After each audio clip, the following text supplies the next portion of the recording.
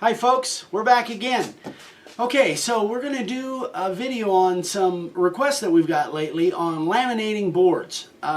There's a lot of different ways to go about it, and there's probably a lot of experts out there that are a lot better at it than I am.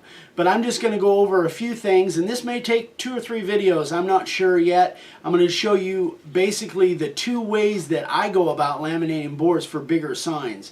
Now you saw a couple signs in videos that we've done just recently. On one of them we did that Savas sign, the one I was drawing arches. I think it was number 72, I believe. And then the last one that we did was I think 74, where I showed that Hansen's. That was actually the time-lapse video. But video number 74? Yeah, video number 74 and video number 72. On YouTube? On YouTube, yeah. Kind of probably where you're watching this. So anyway, now I want to go over basically what we're doing here. Now the first way that you can go about as far as making a laminated sign is use this stuff. And you've seen this stuff in many of my videos too, way back. This is called Perfect Plank. This is a board that I didn't make. There's a company, again, out of, I think, Oroville, California, called Perfect Plank. And you can find them perfectplank.com. I think it's Chico. Okay.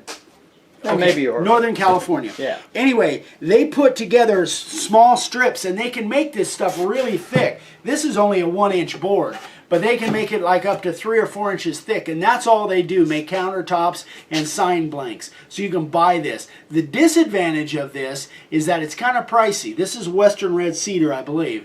It's kind of pricey, especially if you got to get it shipped. It can be kind of pricey. The advantage is it's ready to go. It's all done and ready to go. So I'm going to show you some options on laminating boards for bigger signs, so you don't have to spend quite as much money. But this is a great option if you can do it. And again, if you put it in right with the price of the sign, the customer is paying for the board. So anyway, so that's Perfect Plank, perfectplank.com. So let me move that out of the way. Now, I just did a sign, finished it up yesterday, and this one I'm shipping out on first part of the week. And this is like that Savas sign that you saw me do. It's actually cut to a shape. This is laminated 2x4s that I just got down at Lowe's, I believe. So this video is going to be dedicated really on how I go about laminating. And again, I'm not an expert at it. There's a lot of guys that are a lot better at it than me. I'm just going to show you what I do. Is that redwood 2x4s? These are redwood 2x4s, yeah. So I guess, yeah, that's about it. Now we're going to get into showing you exactly how we go about making a board for this sign.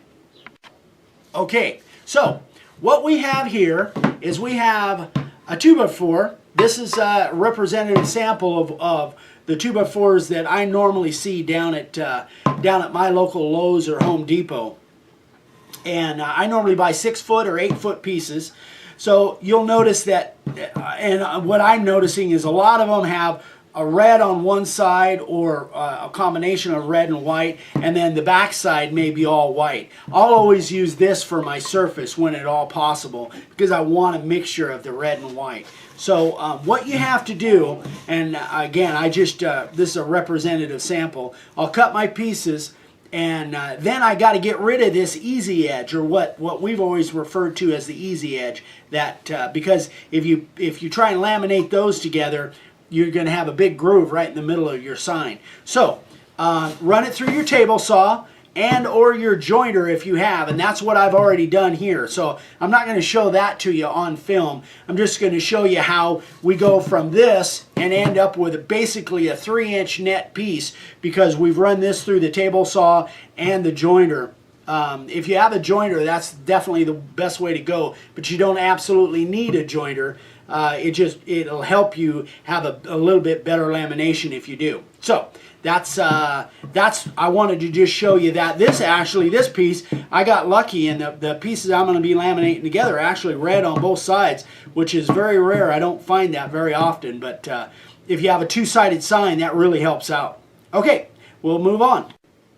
Okay, so what we have here on the table are essentially what you're going to need to laminate your board. Now, first thing I want to talk about is the glues. I use two different kinds, and there's advantages and disadvantages with both of these. Gorilla Glue and you know, regular wood glue, you're probably familiar with both of those. The advantages of Gorilla Glue. This is probably my favorite glue to use because it's super strong. The cleanup on it after the glue is dry is very simple, actually, really easy. It almost just chips off. So the advantages, especially when you're laminating, is that Gorilla Glue, when it, because, and this is what I'm going to use today. It's kind of messy as you're doing it, but one of the big advantages that I really like about Gorilla Glue is it expands. As it dries, as it starts to set up, it expands. So if you have any little tiny voids or anything in your laminations, the Gorilla Glue pretty much fills it up. So even if you don't have a perfect match edge to edge, the Gorilla Glue will fill that up, and it cleans up easy, it sands easy, and it's a great bond.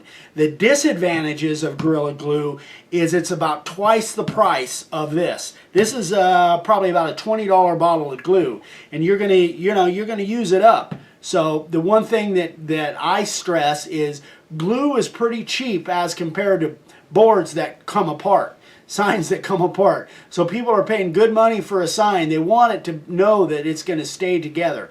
So I use a lot of glue, and there's a lot of mess. You'll see that as I go along and start to glue, put the sign together. This, on the other hand, is fairly inexpensive.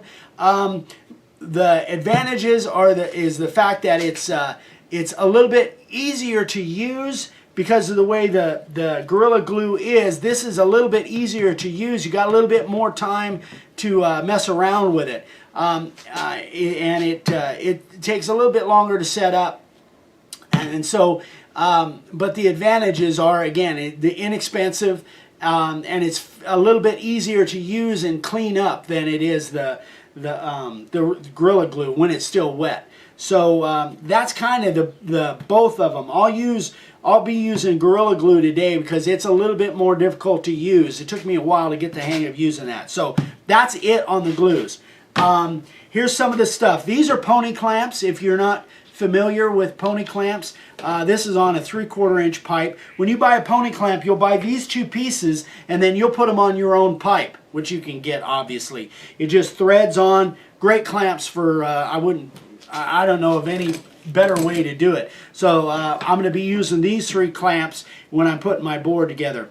These clamps I'm also going to be using, and I'll show you what I'm going to be using for when we get there. Another supply you'll need is just some wax paper or parchment paper. I'll show you why we're using that. I cut some little, just little individual pieces, and I'll show you how we're gonna use those as we get into it. And then here are my boards that I'm gonna laminate together. Now, you'll notice that my board here, I've got a piece of like cardboard corrugated sitting on top of it. You want a nice, clean, flat surface when you're gluing these boards together. So I've run these through the jointer, through the table saw and planer, and I'll get into that in the next segment. But I just wanted to kind of go over tools here. So now we'll clean this off and we'll get ready to glue this up.